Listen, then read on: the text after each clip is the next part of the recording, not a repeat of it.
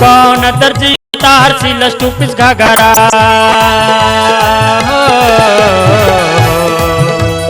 कौन दर्जिया तार सिलस टूपिस घाघरा लागत बारू अब तू सकसी हो।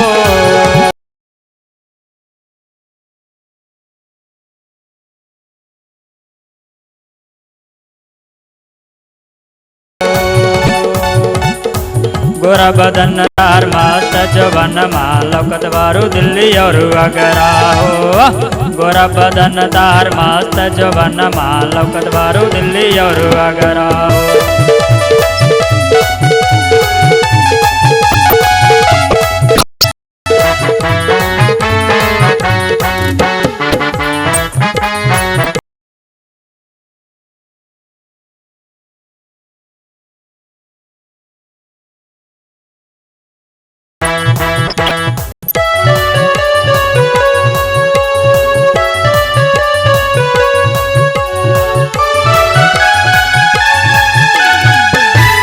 ताहर पीठ फाटवा ऊंची सैंडल हाइटवा कहे दर्जिया ताहरो के गोरिया नीचा सा ऊपर माल टाइटवा।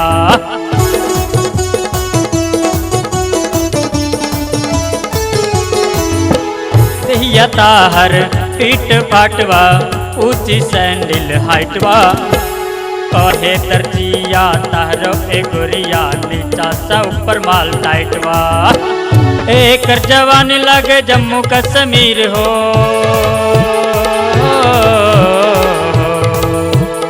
एक जवान लगे जम्मू कश्मीर हो जैसन बारू पीती सवरिया हो। गोरा बदन ताहर मस्त जवन लौकत बारू दिल्ली और आगरा हो। गोरा बदन ताहर मस्त जवन लौकत बारू दिल्ली और आगरा हो।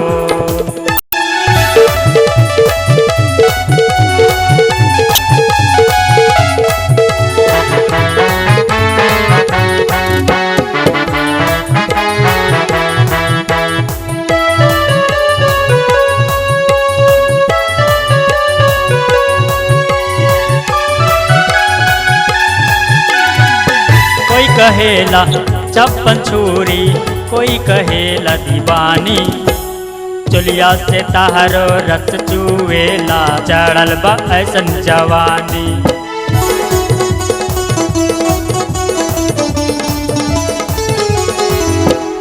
कोई कहेला चप्पन छुरी कोई कहेला दीवानी चुलिया से ताहरो रस चुएला चढ़ल बा ऐसन जवानी।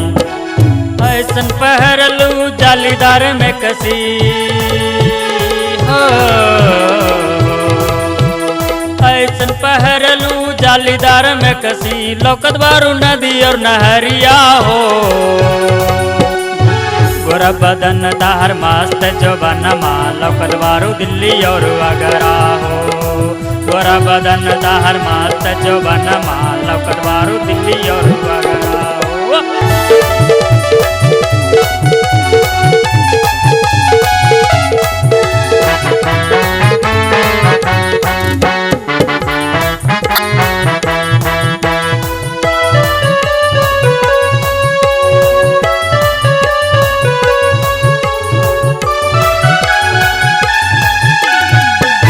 जवानी नैन कटारी धले बा प्रेम के बीमारी बिनो दीवाना कहेला तोहरा से बन जा तू हमर घर वाली।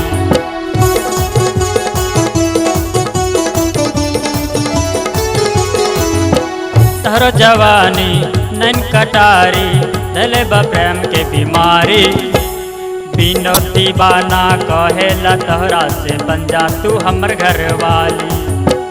तहरा प्यार में पागल बैल हो। तहरा प्यार में पागल बैल जसन बैल हीर के रंझरवा हो। गोरा बदन ताहर मस्त जवन लौकत बारू दिल्ली और आगरा हो। गोरा बदन ताहर मस्त जवन लौकत बारू दिल्ली और आगरा हो। लौकत बारू दिल्ली और आगरा हो। लौकत बारू दिल्ली और आगरा हो। कौन तजिया तार सिलस टूपिस घगरा हो कौन तजिया तार सिलस टूपिस घगरा लागत बारू अब तू से कसी हो